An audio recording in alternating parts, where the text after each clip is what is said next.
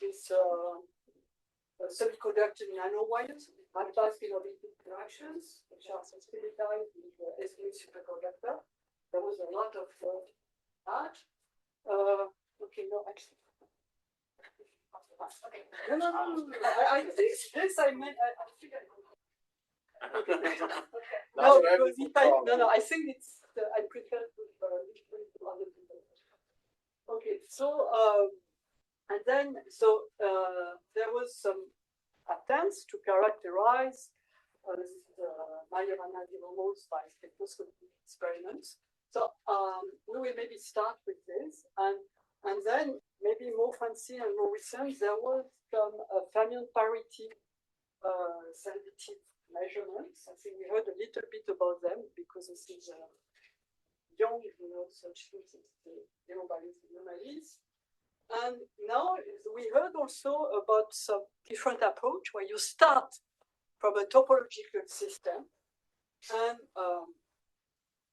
ideally, I think a system which has a 1D helical states which are protected, topological protected, and you investigate, these Andreev states in this system, and these can, there is an issue about if you can produce Majoranas or not with that, because there is this idea that you have to localize these Majoranas. So in principle, there was proposals that you have to add a ferromagnet kind of system, but at least you can investigate this proximitized helical states, and all kind of exciting things can be obtained, like 4-5 periodicity on the spectrum, at least 100 level crossings, which may be easier to investigate first.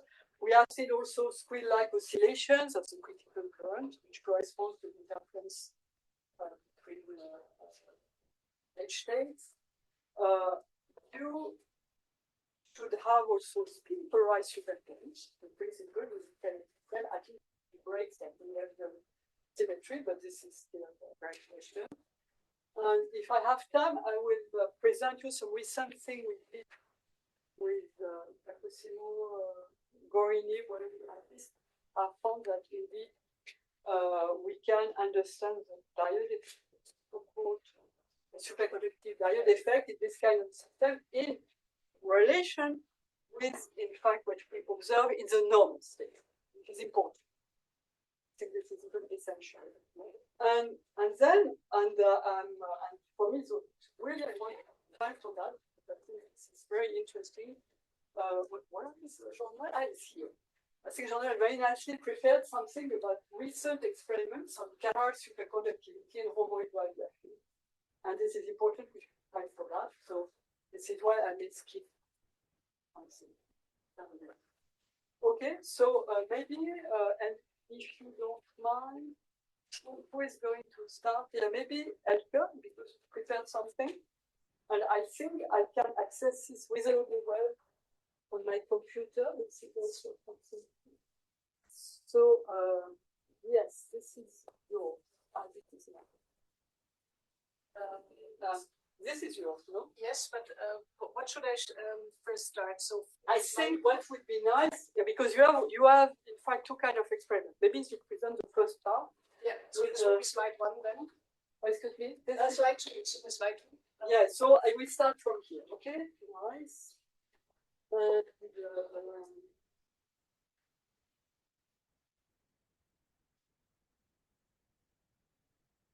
Okay. Is this okay? Yes, yeah, we can start with that. So, okay. So, and then we will have what we will have after that. Maybe we will have Marco, because he's very. He has some criticism about the anomalies, so this is nice. And then who else? I also propose someone else. Okay, we'll see. Okay, yeah, so first I should say, so in preparing the session, Hélène asked us to provide some information on experiments where we were involved somehow and which would have to do something with topological superconductivity. And I told her, no, I only can show you things that look like topological superconductivity, but in fact are not. So in principle, it's a bit like you said this morning, and I'm sorry for repeating that, but I would give it another flavor because I have another interpretation of what it could be, not unrelief bound states in our case, but again, triplets. Okay, so this is the experiment. So you know, this is this kind of tunneling experiments I was also presenting this morning. This time our sample is a sandwich of a superconductor, a ferromagnetic insulator that is meant to create triplet superconductivity, and then we have a thin normal metal, and we are probing from the normal side. And then what we observe is what we see here on the right-hand side. And I have already the suggestive thing at the left. So what you see here is tunneling spectra for different applied magnetic fields in plane. And we start, for instance, here without magnetic field with a spectrum that has a pronounced zero bias anomaly that then splits in a small magnetic field, or then here in the screen, it splits. And then it merges again when we crank down the magnetic field. And this is very, very similar to the first signatures of Majoranas. And so one could guess that probably this is also Majorana zero mode. And in fact, we know it is not. There are also some distinct features. So for instance, the density of states never vanishes in the gap. This is why I always put here these dashed lines that show which is the zero conductance for the respective spectrum. And to cut along Shori stored. Well, first of all, we are also not the only ones to see something like that. So, I put here an experiment from Detlef Beckmann's group, who investigated the superconductor ferromagnet contact, and they have a similar signature. Also here the color code is a differential conductance, and you see it splits and it merges, and there they could show, I'm on this, the laser. No problem, it's not. That were spin split unrelief bound states, and our suggestion is what we do see is really triplets. So this is why we then went to the theory that was also briefly shown on the first slide here, a circuit model put forward by Wolfgang Belzig, and we can describe this data convincingly, I would say, by assuming that we have a triplet component, which needs that one has some non-collinear magnetism, and the model is that in fact in this interface we have a component which is pinned due to the interface with aluminum, and the other one is free. And and this is now a comparison between the blue is the experimental findings, black is a fits with the theory, and here's modeling, and it fits well. So here our suggestion is it's not Majoranas, it's not unrelief, it is triplets. So this is the first part that I wanted to share with you, and it has been published already a while ago. So this is the reference is given here. And then, Hélène, do you want me to continue with the second experiment as well? No. With the second experiment, I think yeah. Okay. When you speak about the local line. Yeah. Okay. So this was the first. So, but maybe Marco has prepared something, if I can. Wait. Exactly on this, and maybe this is a good time. And then we move. Maybe. Can I make a comment? Okay. Make your comment. Zero bias peak is not the implication of topology. Right. The topological thing, what is topology all about is the fact that change things and it's robust. So seeing a zero bias peak, it's not indication of topology or Majorana. I'm going to start. Okay, great. So I just want to emphasize, because zero bias peak, I have an explanation. I exactly my point of it. So if I may add one sentence, I was very brief on that. Of course, the important thing also in our experiment is that we do have a control parameter, and the control knob simply shows that it's not a Majorana. Most of the zero bias peaks are not Majorana. And the important thing here is the triplet is when we have this split. It's not when we have zero bias peak, but the triplet, at least the spin polarized triplets, we have them when we have the split zero bias peak. And this is what we learned from that analysis. Je ne sais pas, tu avais ouvert. Je suis là. J'arrive.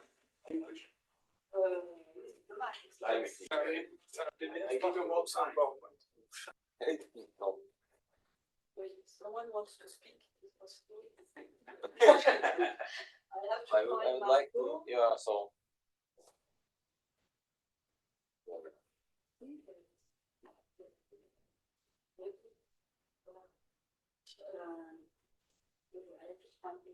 That is,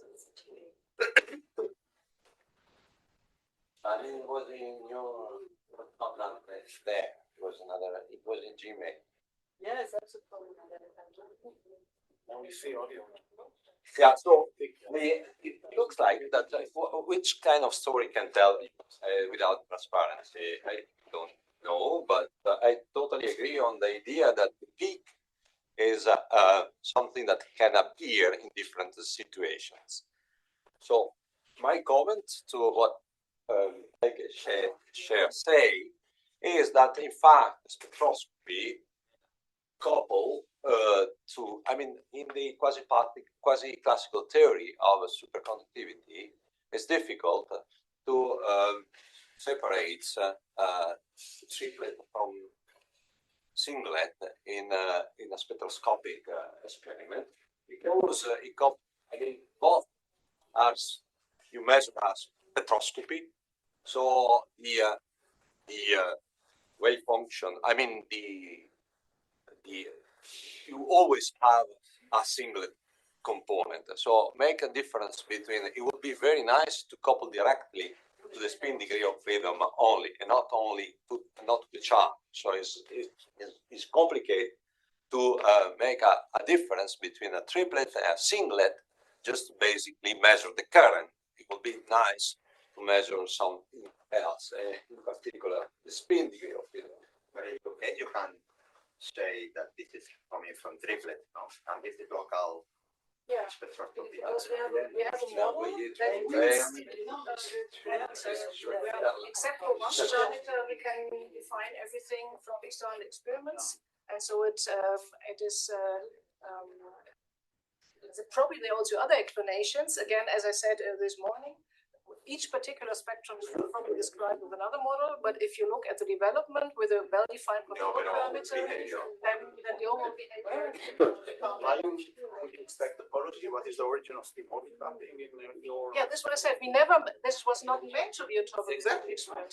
We did not do any efforts whatsoever to have that topological. And you see a zero band peak, and there is a different explanation. And even the let's say dependence on the magnetic field was following that one would also see for topological invertibility. Nevertheless, my claim is that it has nothing to do with topology. Thank you, Hélène. So, yeah, this finally up here. No, These are like the marijuana. exactly. Okay. It's a punishment. So that one is just. Then I try to. This.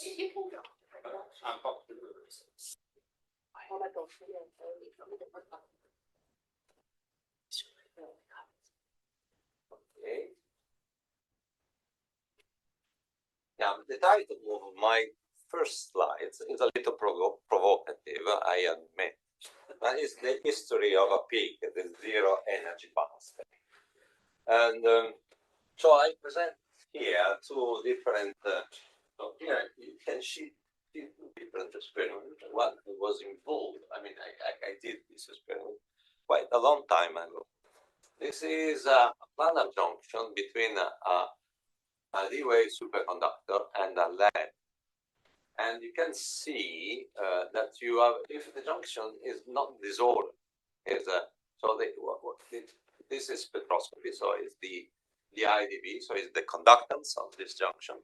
And you apply a little field to destroy the superconductivity of LED in order to have, I mean, otherwise you see very big peak, the LED gap. And then you see that you have this wonderful peak, which disappear when you increase the disorder in your EPCOM.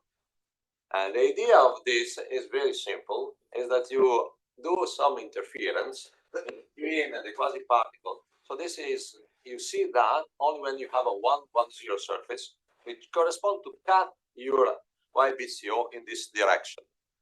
And then this gives you a change of sign. So quasi-particles that go traveling this way are reflected in this way, and this corresponds to the change of sign of the order parameter. I give you a electron hole dependent interference under a bound state, which at the surface is zero energy. That's topological. It's not Majorana, but it's a topological property. Yeah, I don't know. That is characterizes the node topology in the Davis group. Yeah, is the topology of the wave superconductor. I mean, I would prefer. I mean, the physics of this is nothing else than the fact that you have take SNS junctions, you put a phase difference of pi between the two pieces of superconductors. Then this naturally, you look at the Andreev reflection at zero energy. You directly give you a zero energy bound state. There is no, but is interesting to see that this phase difference is intrinsically shown here in a D-wave superconductor. Another thing is this: you can have a zero energy peak. Also, if you instead of have electron interference of the quasi-particles, you have spin-dependent interference of the quasi-particles. Then you can see this as a famous experiment of magnetic impurity in a superconductor. Here, the peak is not exactly a zero, but the energy of these peaks is given by delta multiplied cosine of delta plus minus delta minus, and this is nothing else than the exchange energy of the quasi-particle with the impurity. S is the impurity. I mean, if this minus is twice this is equal pi over 2, this gives you 0. So the cosinus of pi over 2, and physically correspond to a quantum phase transition when the energy is 0 between a screen and screen impurity. This is what I was discussing this morning in the context of quantum dots. Exactly. The quantum dot is exactly the same physics. Cross boundary between parities. Exactly. You screen the spin. Scan and spin. Ramon, I suggest if somebody is speaking, you should stand up. Oh, sorry for the Zoom. No, but No, not for the Zoom. For people. Sorry. Okay. But it's exactly what you said this morning. Now let's do so we have this. Then the history keep going, and somebody say, look, if you have a Majorana at the end of a nanowire, this is exactly what you were discussing this morning. Then is in some sense here at the end you have a localized wave function, and it's quite similar, but you have a magnetic impurity or a normal state. Let's give you, since the Majorana bound state, this is a Majorana state.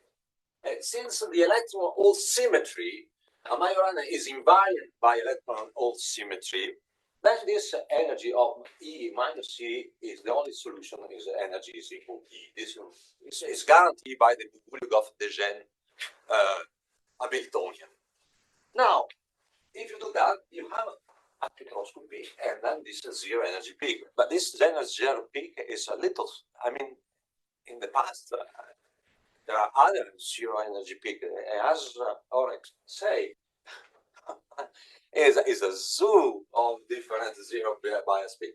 So let's try to see another consequence of this symmetry, electron hole symmetry, which is at the base of a Majorana. So this is something that is the base. The one consequence is what has been worked out by the theory group at the TIDES, in particular by Pascal Simon and Vivian Perrin, is that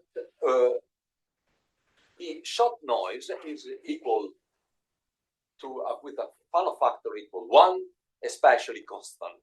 So if you look at magnetic impurity at the end of a superconductor, or just in the middle of a superconductor, you can have a Fano factor basically moving from 1 to 2, going from Andreev reflection, because nobody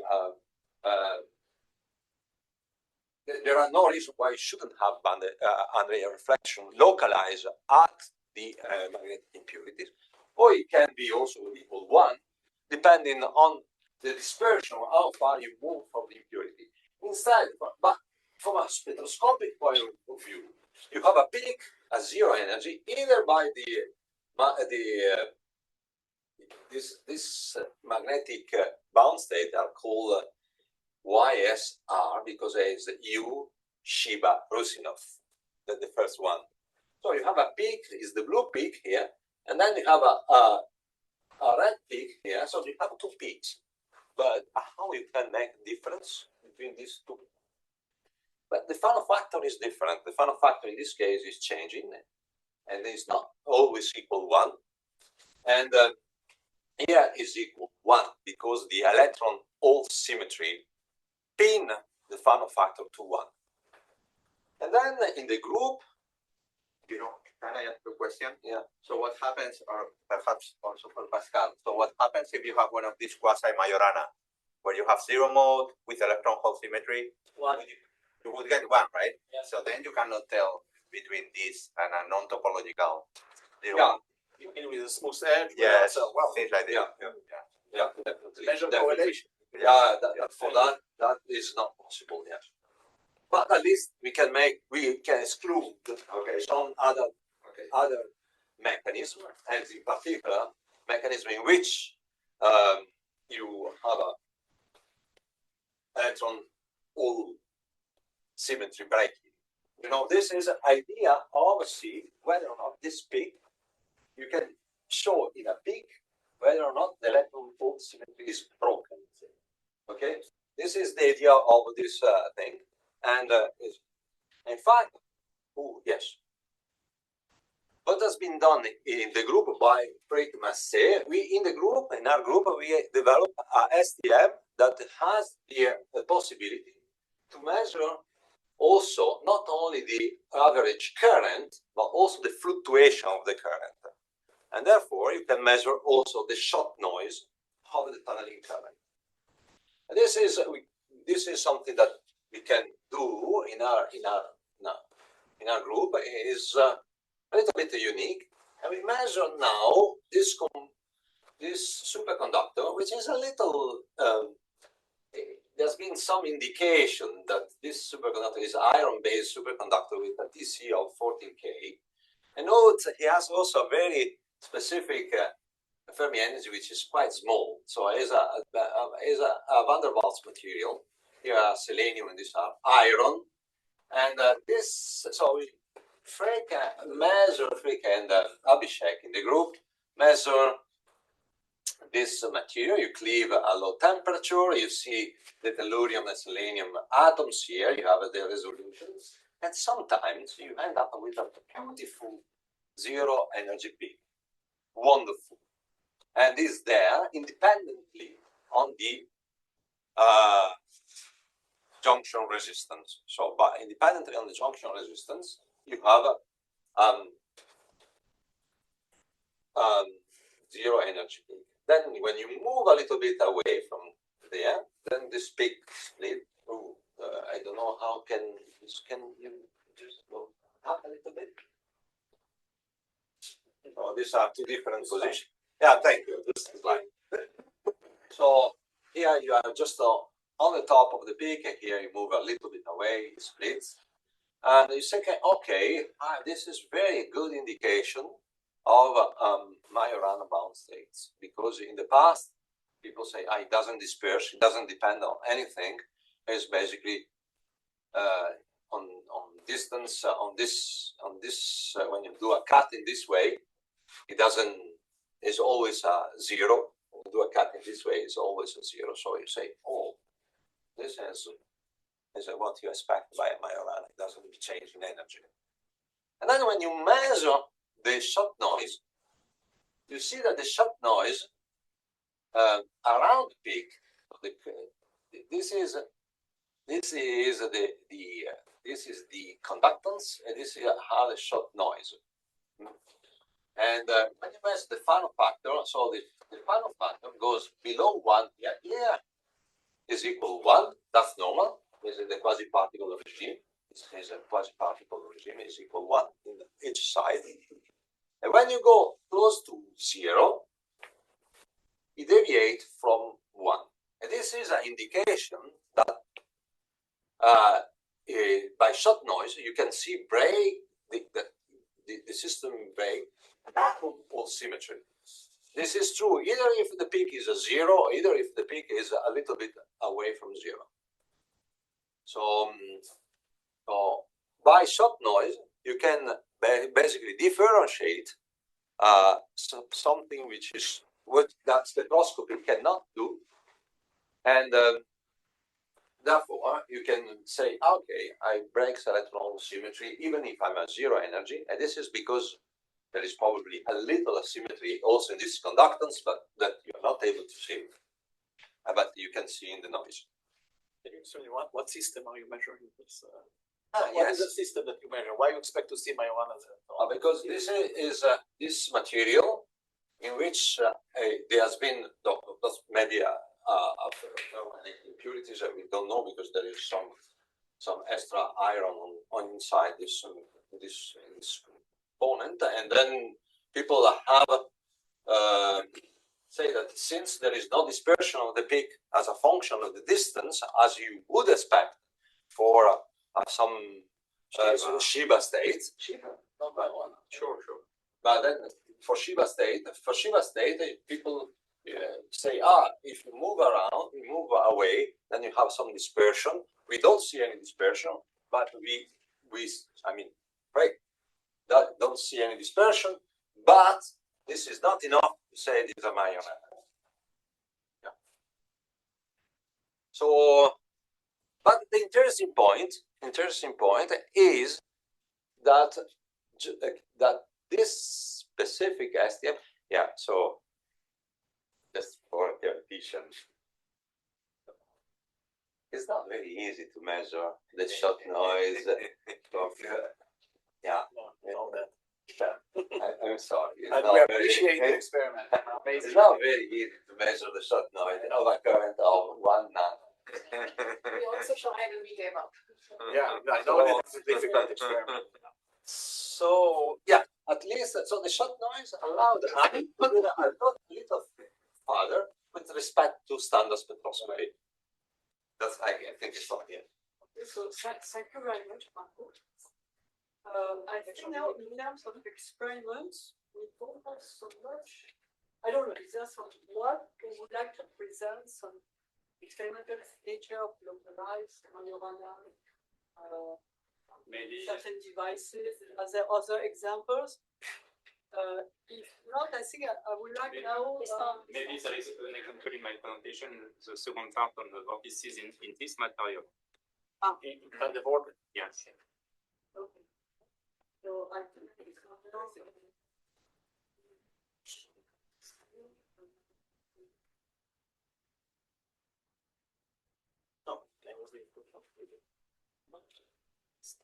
Right? The material. If it's not the wave, then the voltage should not have a zero mass. I mean, it should have maybe. I will explain. Upon the states. Yeah.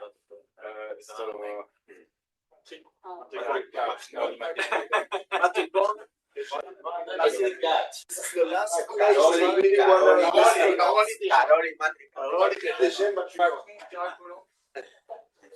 And the paper was published here. No, that's where the paper maybe not but that's finite energy, not zero in Paris. Paris, no, not here. I'm getting the geography right. These states are not at zero energy, they are at delta square over E Fermi, which is almost zero energy.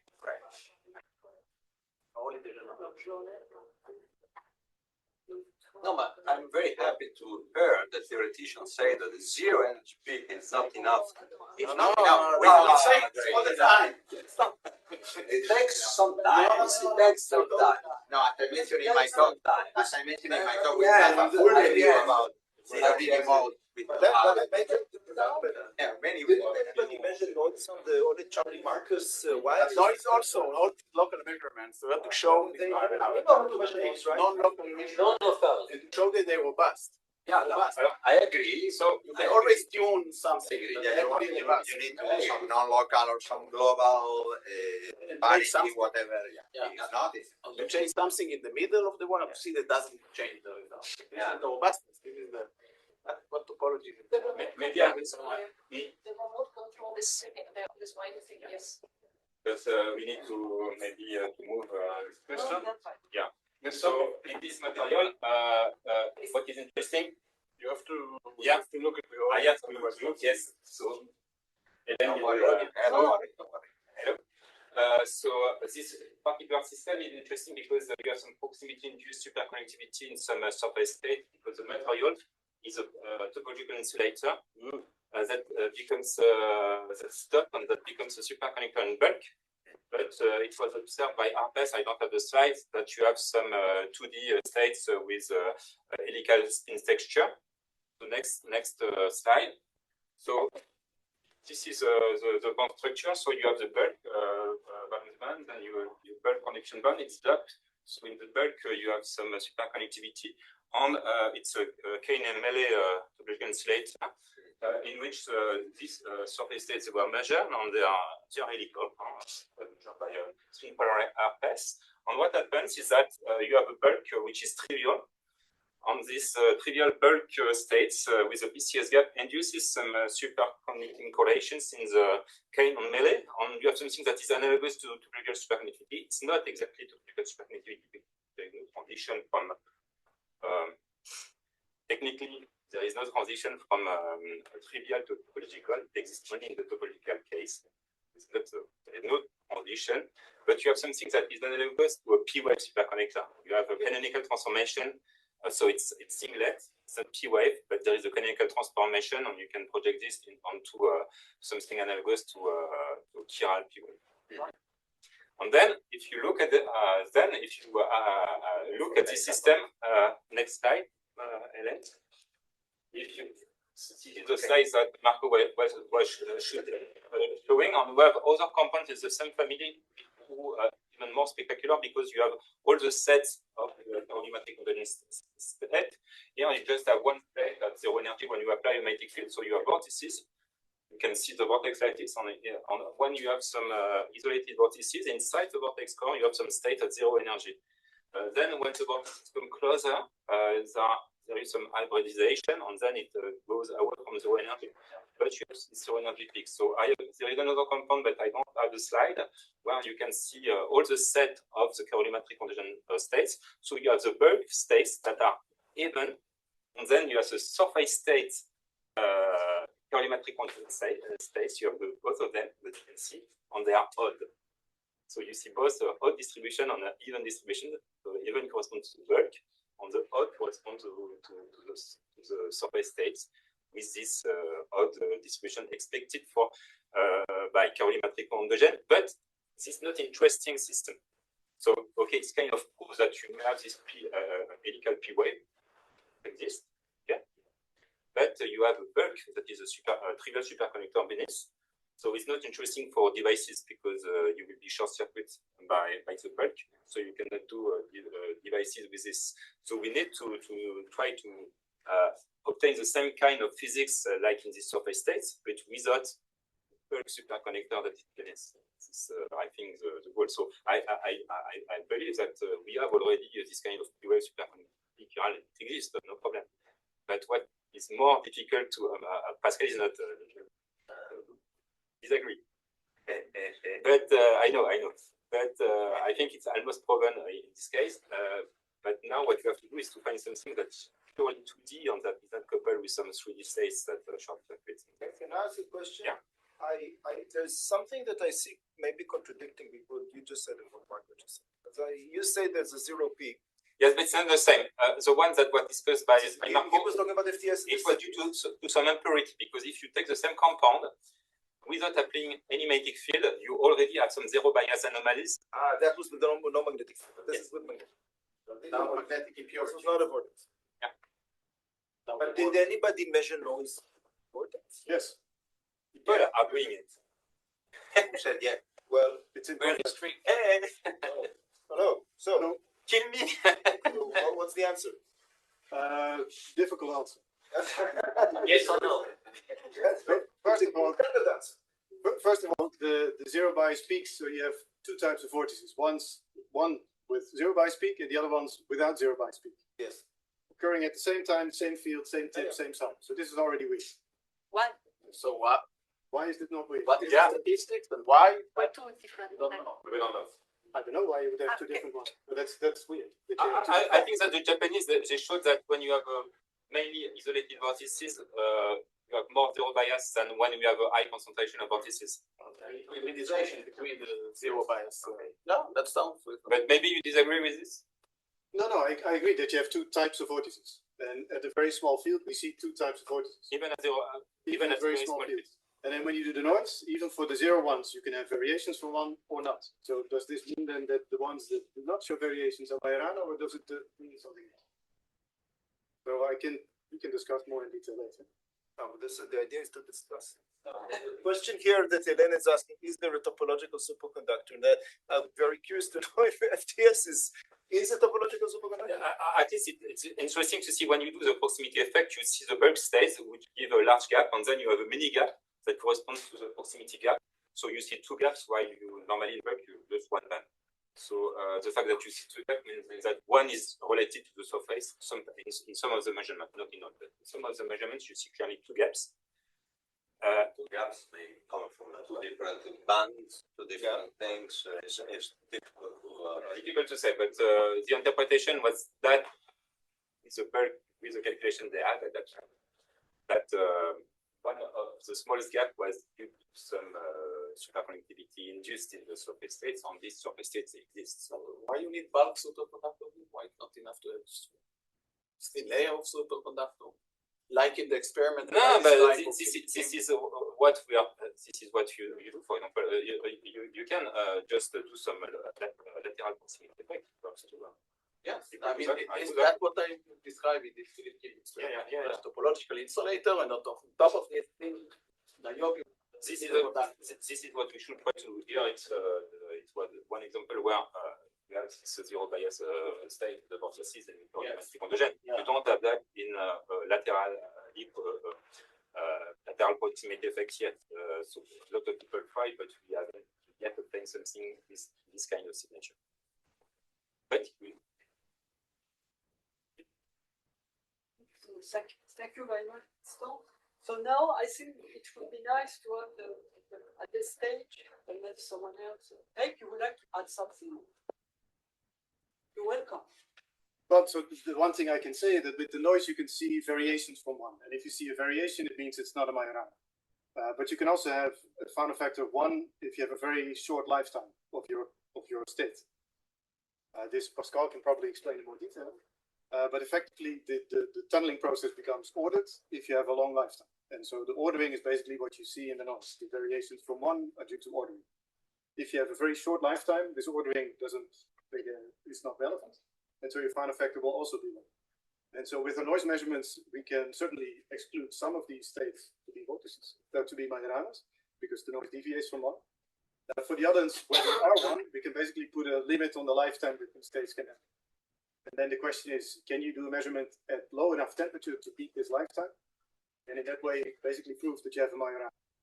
So with the noise, we set an upper limit, and with the temperature, you set a lower limit. You just need to pass these two past each other. And that will prove that you have a Majorana. So we've done the noise bit, now someone else needs to do the low temperature bit. And that will give the result. Want to comment? I think in principle, local measurement cannot distinguish Majorana from quasi-Majorana. You have to do something which is non-local, or interference experiment in order to really prove that it's so all tunneling, noise, all that, they will not distinguish between Majorana and just smooth edge, like Ganit discussed in her paper. Smooth edge will give you the edge of the vortex can give you two close Majorana that just happen to one of them. So you have, in order to prove topological superconductivity, you have to do some non-local experiment and show that they're robust. I said it already several times. Robust. This is the key point. It's not to see one thing, but it doesn't move when you change parameters. It's basically what Peter is saying is fine. Yes, Right, yeah, right. I'm just repeating what he says. Yes. So you It know, has to be robust. you can always write if you put it in a slightly different language, you can always put a BDG mode or an Andrian mode or whatever in the language of Majorana. So you can always write this as a 2 Majorana problem, a fermion mode, a BDG mode as 2 Majorana. Any local measurement would give you some coupling to these 2 Majorana. Even if you do noise, I understand that you are sensitive to the U and B's of the BDG, which is what you do, right? But you are coupling to the Majorana equally. So you cannot tell whether these Majoranas are local or truly topologically separated. This you can only do with a global measurement or some non-local measurement. Well, but you can certainly prove that they're not Majorana. Recent measurements, so there have been recent measurements that go beyond this observation. Right. Right. Yes. And you know, this is, for example, this Rabini oscillations. Yes. So you think this is So this is when you go to the language of, instead of doing conductance measurements like zero bias peak, you go to measurements of parity or to cross correlation. You know, kind of chance between foci and signals. For example, is it enough? But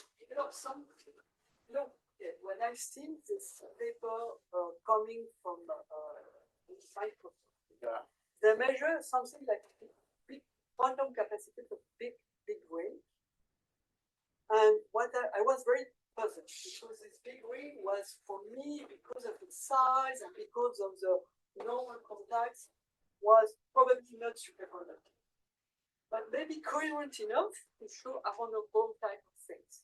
But this reminded me very old, experiments with T, where we just measure the mesoscopic capacitance of rings. Yes. Which are, if it is normal, if it is coherent, you expect H/E oscillations.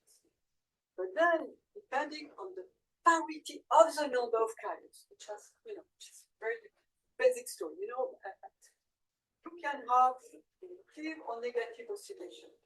And then when you make some ensemble average, this is a sensory of capacitance current, but this exists for quantum capacitance. Right, but you just say sometimes H/2E, sometimes H/E. So no. If it is a single, single object, it's not so easy to do. It will be H/E. Yes.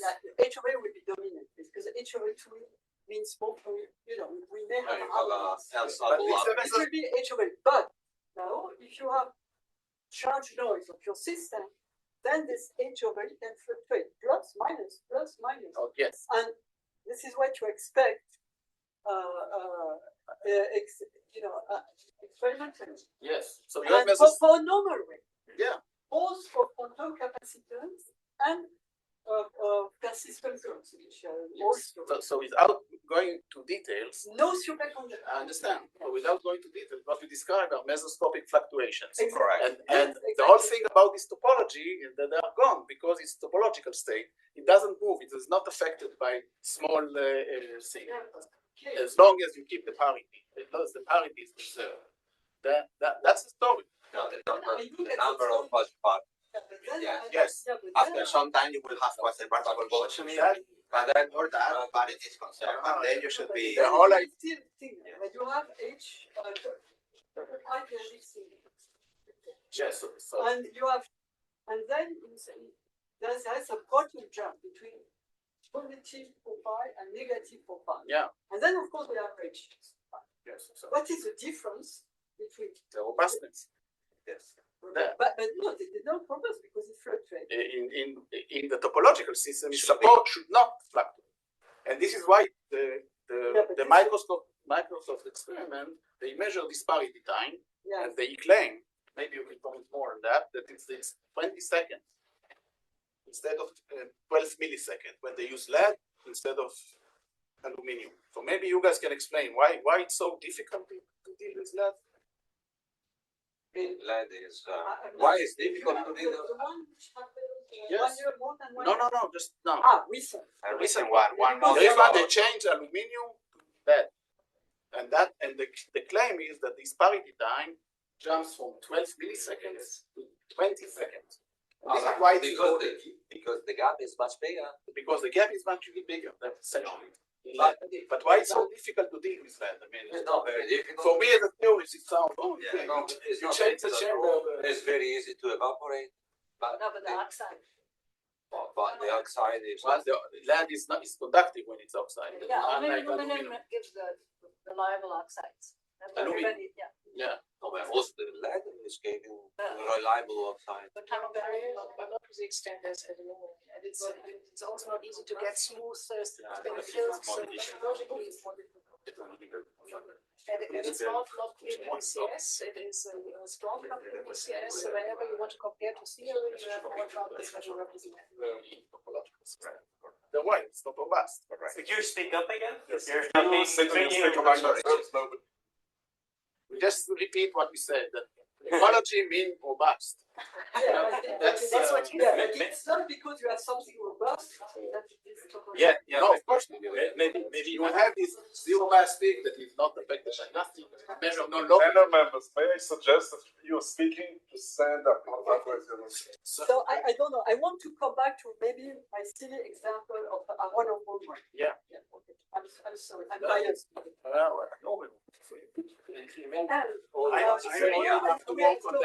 Now we measure the capacitance of this guy.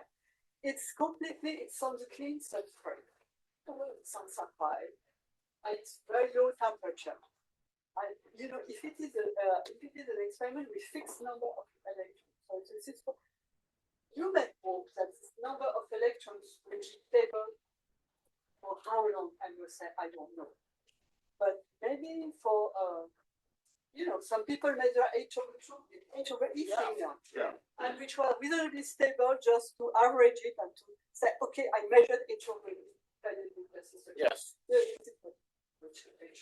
So people they measure H over E. Yes. With and then they say measure. In fact, it was done by Kate Waller.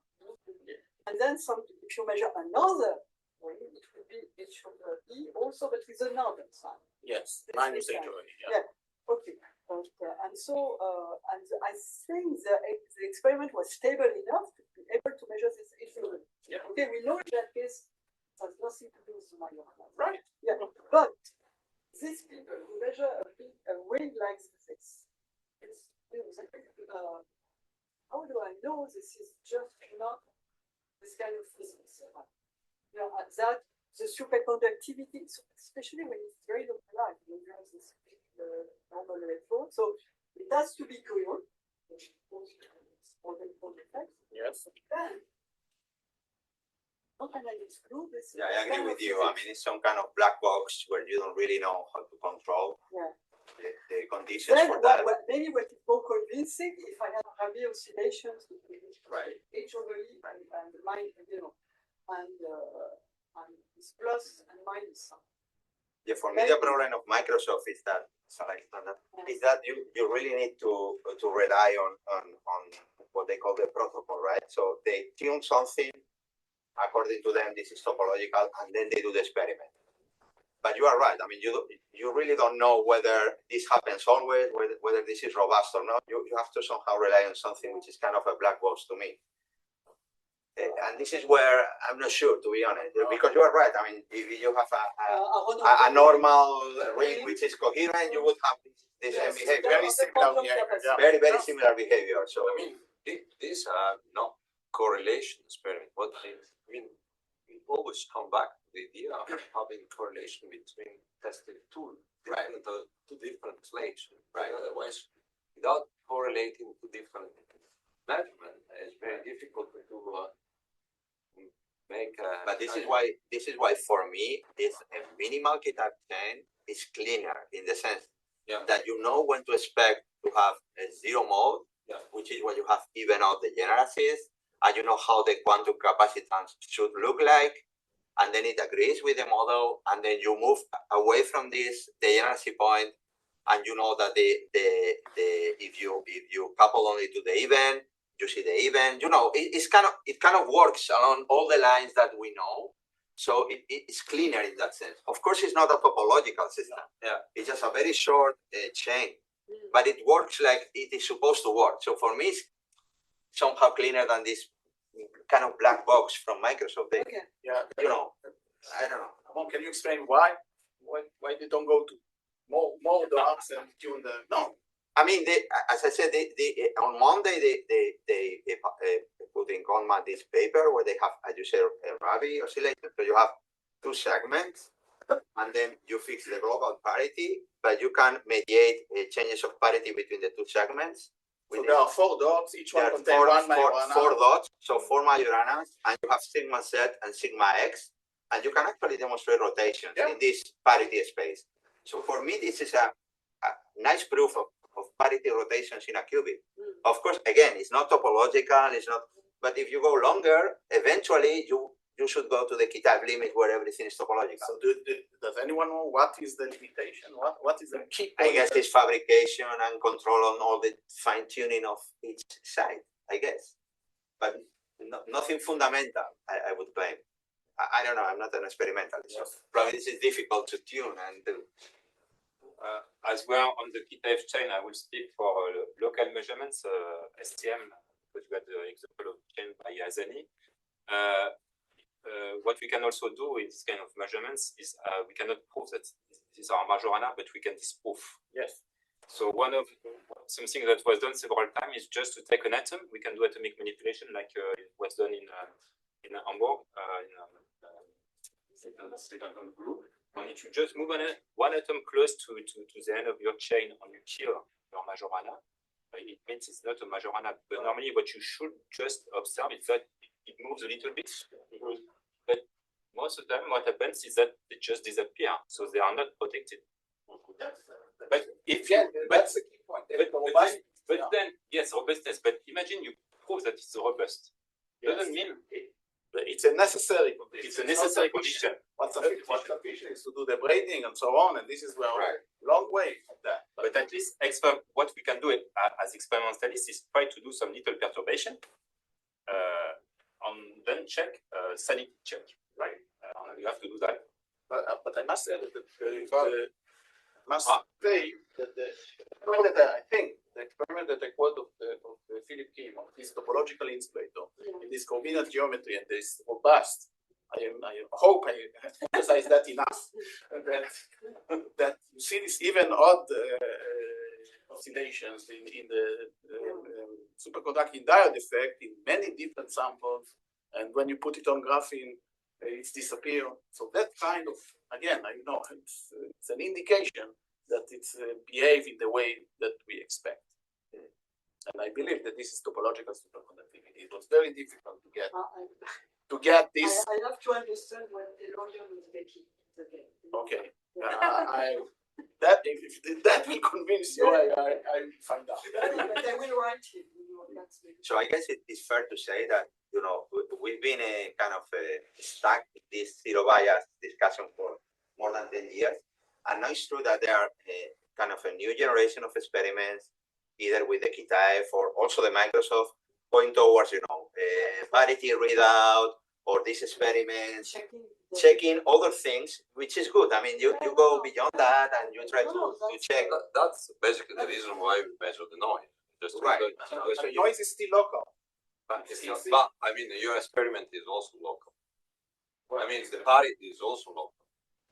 The parity is also local. Parity of the two sides. On the two sides. Yes. Yeah. To the parity.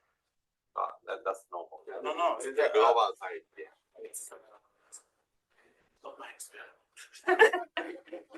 I propose experiments. It's lovely. The theoretician talk about experiment. That's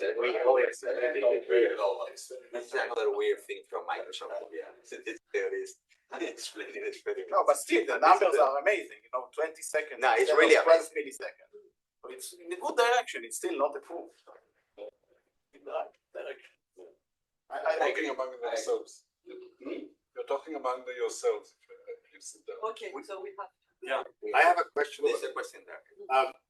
When you say that the non-local measurements are needed, and so let's say that ultimately, let's say the non-local correlations This was known already for 15 years that they are needed. What is the difficulty? I mean, somehow you would think that if you would have invested a lot of money on this and a lot of time,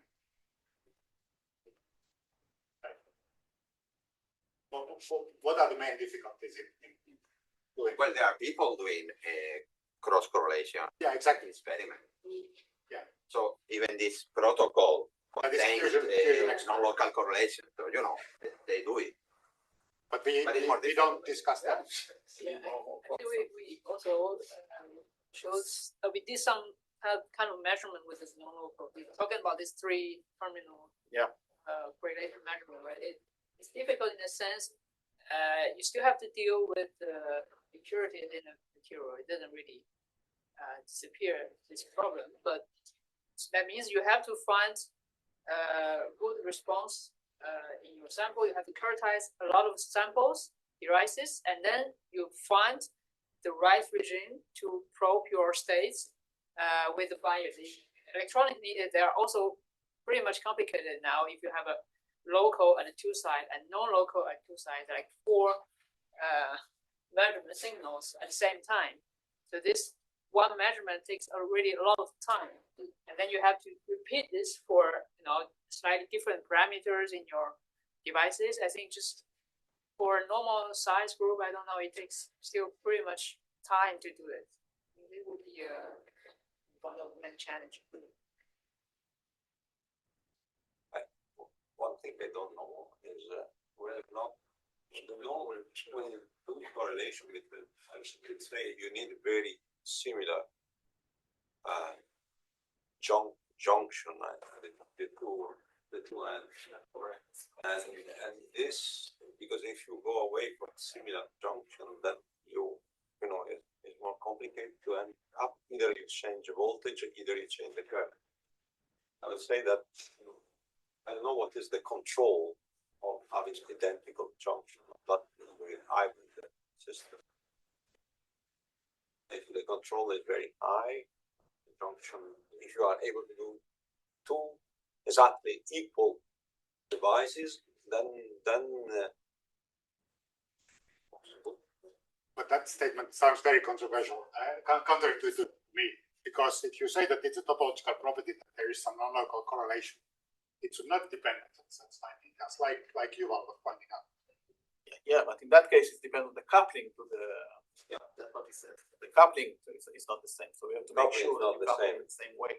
Yeah. But I mean, this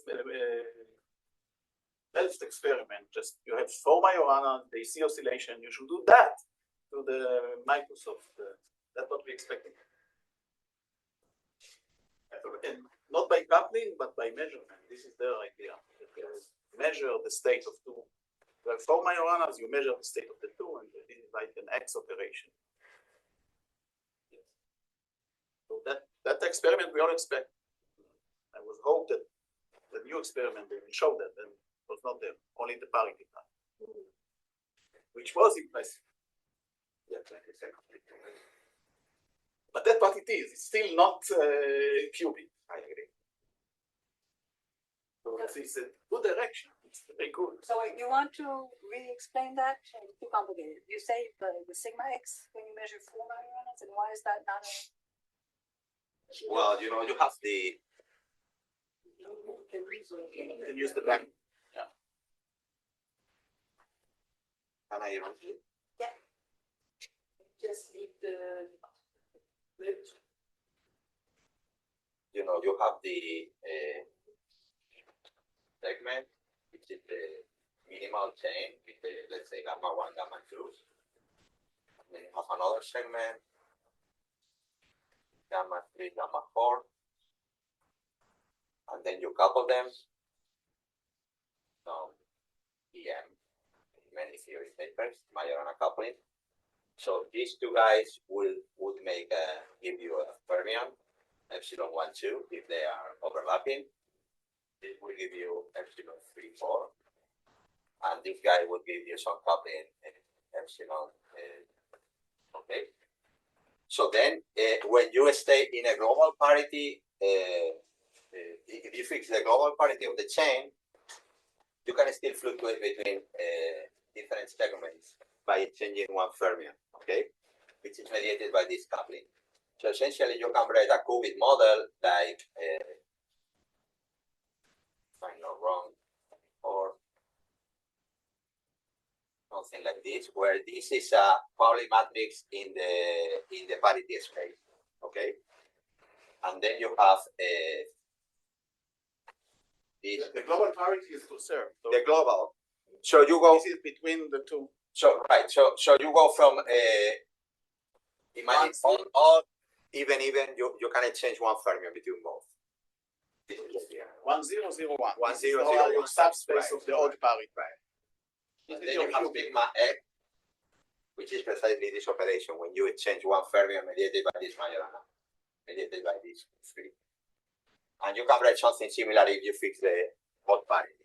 So this is kind of very simple. I mean, there are many theory papers discussing this. This is within this simple toy model. I mean, you can go beyond that, but you can always project your mesoscopic chain to these global parity states, and then you can write kind of qubit models. So what they do is to actually measure these kind of qubit and Rabi oscillations by you using this simple model, you tune the chain either with this guy or with this guy or with the central, and you know what to expect more or less, and it kind of works. Two qubit states are coming from the coupling between the two segments. Yes. So you have one electron going back and forth mediated by this middle with these two Majoranas. And you keep the parity fixed by not injecting any other, I mean, by looking at Right. the station. And they can actually inject the electrons from outside, so they have extra quantum dots where they can inject the electrons and change the global parity. So it's kind of working. But at this simple level, again, it's not topological, but It's not topological because the chain is not longer than. it's not long enough. Not long enough. And you only have Majoranas when you have this sweet spot when delta equals t in the language of the TIDES. So it's not really, it's fine-tuned. I mean, this is why they call them Pullmans, because it's fine-tuned. So as you move away from there, you break even out the degeneracies, and you have finite energy fermion. So this would be like a standard Gogol mode going back and forth. But it is what it is. Hope is to go to longer chains, right? And then you will localize Majorana. Right. So each segment should be a very long chain, and that they will really protect.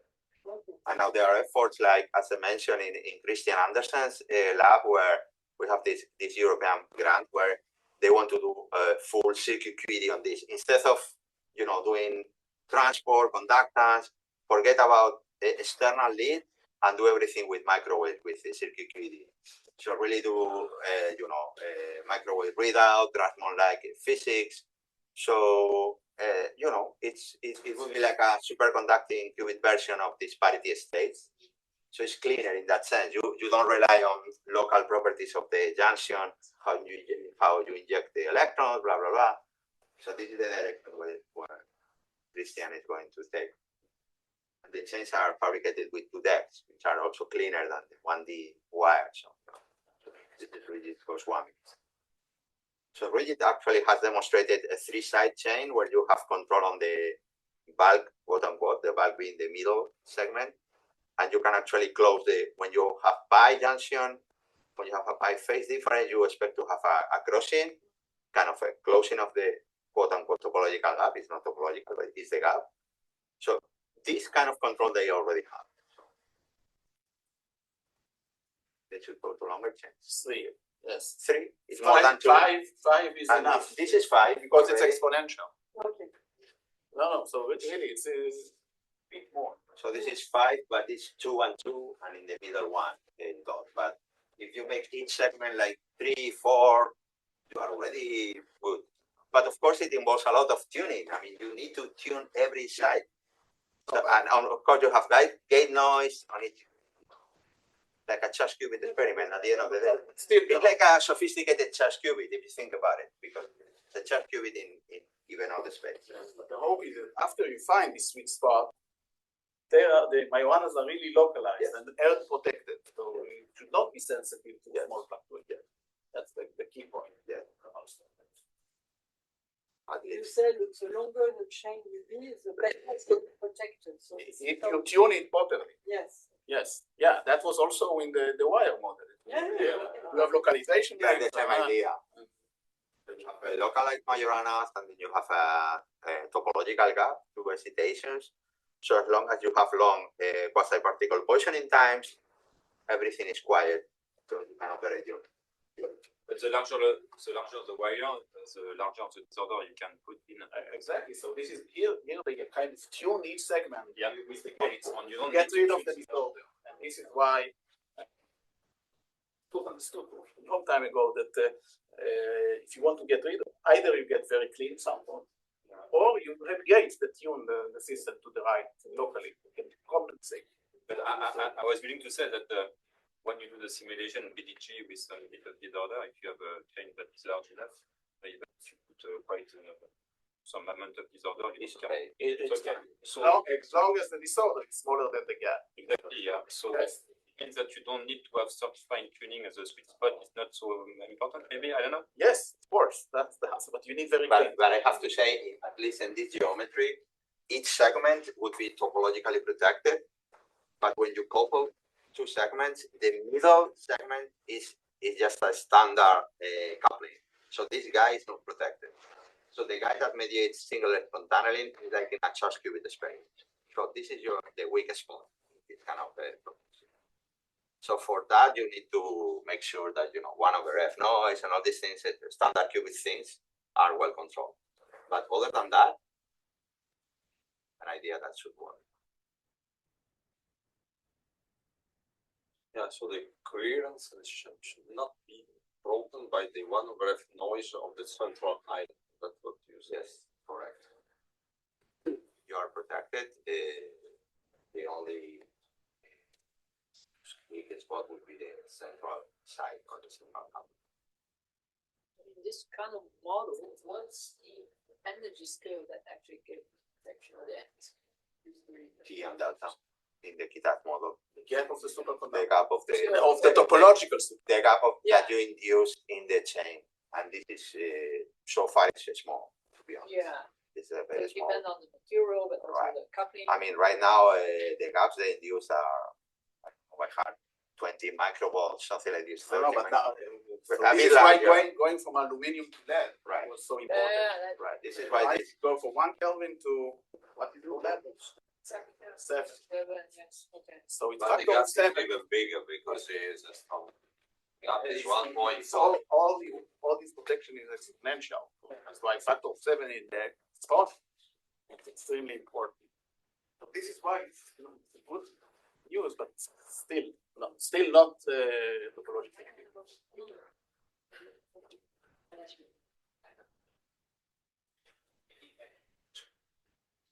Okay, yeah, so I was wondering, so we can come back anyway, but now we can move to the, the other set of experiments where one wants to proximitize a topological insulator with S-wave superconductor and see what kind of 1/f spectrum you obtain, and whether, in fact, this what is expected is to have 1D helical protected 1/f states. This could also host Majorana intervals. But before that, Now it's 2D topological. right, we start. Yeah, this could be No, this is the yeah 2D or 3D. Yes.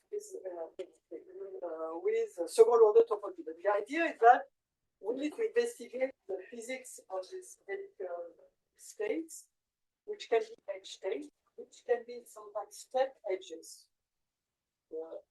So you can have more than 2.